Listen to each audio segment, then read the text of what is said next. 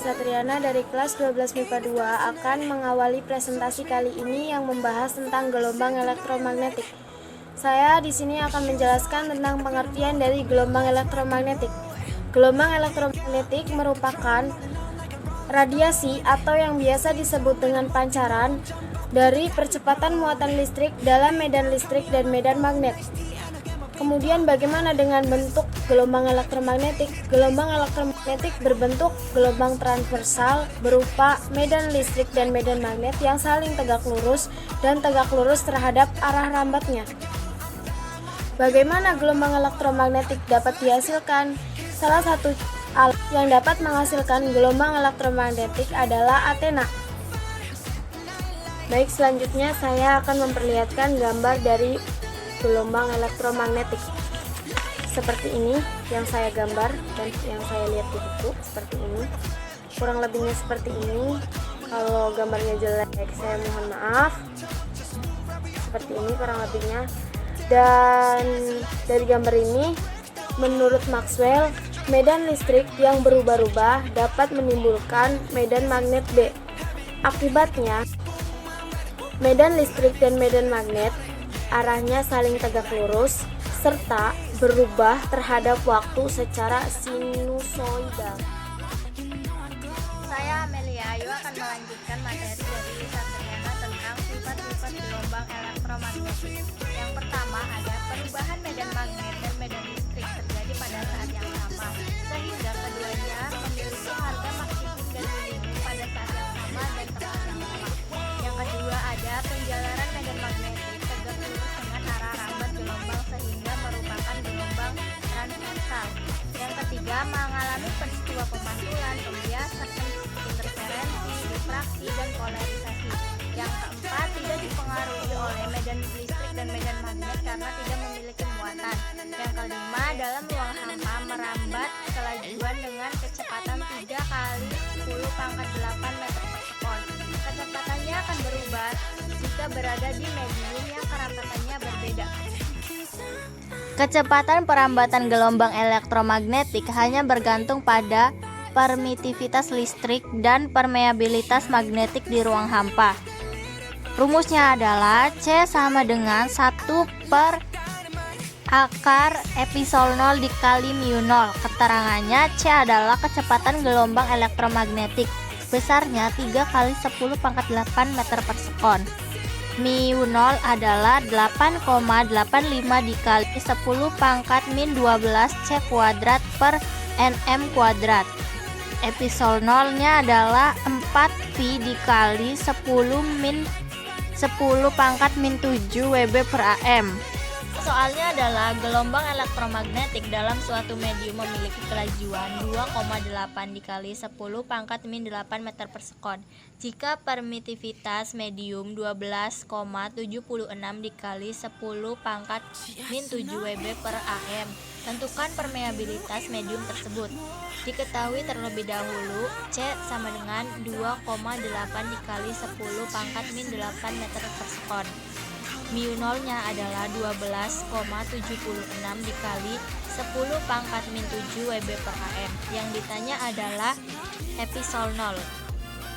Dijawab dengan rumus gelombang elektromagnetik, yaitu C sama dengan 1 per akar mu 0 dikali epsilon 0. Berhubung yang ditanya adalah epsilon 0, jadi epsilon 0 sama dengan 1 per C kuadrat dikali mu 0. 1 kuadrat per C kuadrat yaitu 2,8 dikali 10 pangkat min 8 kuadrat dikali mu 0 adalah 12,76 dikali 10 pangkat min 7. Jawabannya adalah 2,7 dikali 10 pangkat min 3 Wb per am. Assalamualaikum warahmatullahi wabarakatuh. Nama saya Ahmad Hidayat dari kelas 12 MIPA 2. Kali ini saya akan membahas tentang spektrum gelombang elektromagnetik. Di dalam spektrum gelombang elektromagnetik ini terdapat gelombang radio. Frekuensi gelombang radio ini dimulai dari 30 kHz ke atas. Gelombang radio dikelompokkan berdasarkan lebar frekuensinya. Yang pertama ada low frekuensi. Low frekuensi ini lebarnya yaitu dari 30 kHz sampai 300 kHz. Yang kedua ada medium frekuensi. Medium frekuensi ini lebar frekuensinya dari 300 kHz sampai 3 MHz. Yang ketiga ada high frekuensi. High frekuensi ini lebar frekuensinya dari 3 MHz sampai 30 MHz. Yang keempat ada very high frekuensi. Very high frekuensi ini lebar frekuensinya dari 30 MHz sampai 300 MHz. Yang kelima ada ultra high frekuensi. Ultra high frekuensi ini lebar frekuensinya dari 300 MHz sampai 3 GHz. Nah, yang terakhir ini ada super high frekuensi. Super high frekuensi ini lebarnya lebih dari 3 GHz. Nah, alat apa saja yang sudah memanfaatkan gelombang radio? Yang pertama ada alat radiofon. Radiofon ini adalah telepon yang tidak menggunakan kabel. Akan tetapi alat ini memanfaatkan satelit komunikasi. Alat ini sering mengalami gangguan apabila cuaca sedang buruk. Alat yang kedua ada telepon genggam. Yang ketiga itu ada pesawat radio dan pesawat televisi. Gelombang radio ini sering digunakan atau dimanfaatkan untuk komunikasi jarak jauh. Gelombang radio ini dikarenakan dapat atau mudah dipantulkan oleh lapisan ionosfer. Dalam sistem komunikasi, gelombang radio ini berperan sebagai gelombang pembawa yang membawa gelombang bunyi ke penerima. Ada dua cara membawa gelombang. Yang pertama itu melalui amplitude modulation atau AM. Yang kedua itu melalui frequency modulation atau FM. Assalamualaikum warahmatullahi wabarakatuh. Perkenalkan, nama saya Rizka Ramadhani dari kelas 2. Saya akan menjelaskan gelombang mikro. Gelombang mikro adalah gelombang elektromagnetik yang memiliki frekuensi yang sangat tinggi atau super besar. Jika suatu benda diserap oleh gelombang mikro, benda tersebut akan mengalami pemanasan. Lalu gelombang mikro ini memiliki frekuensi sekitar 300 sampai 303 Hz dan memiliki panjang gelombang yaitu 1 mm sampai 1 meter.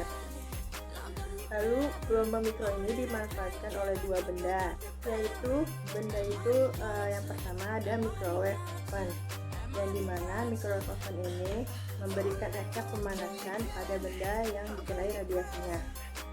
Terus makanan jika makanannya ditaruh di microwave itu, maka makanan tersebut akan terkena pemanasan dalam waktu singkat.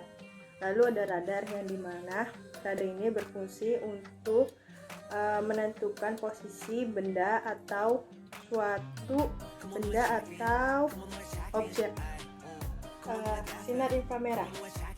Sinar inframerah ini memiliki frekuensi lebih besar daripada gelombang mikro. Frekuensi sinar inframerah ini sekitar 10 pangkat 11 Hz sampai 10 pangkat 14 Hz, yang dimana artinya itu panjang gelombang sinar inframerah ini lebih kecil daripada gelombang radio dan juga gelombang mikro. Lalu sinar inframerah ini banyak digunakan dalam kehidupan sehari. Contohnya di bidang kedokteran ini, contohnya ada terapi saraf dan juga penyembuhan penyakit.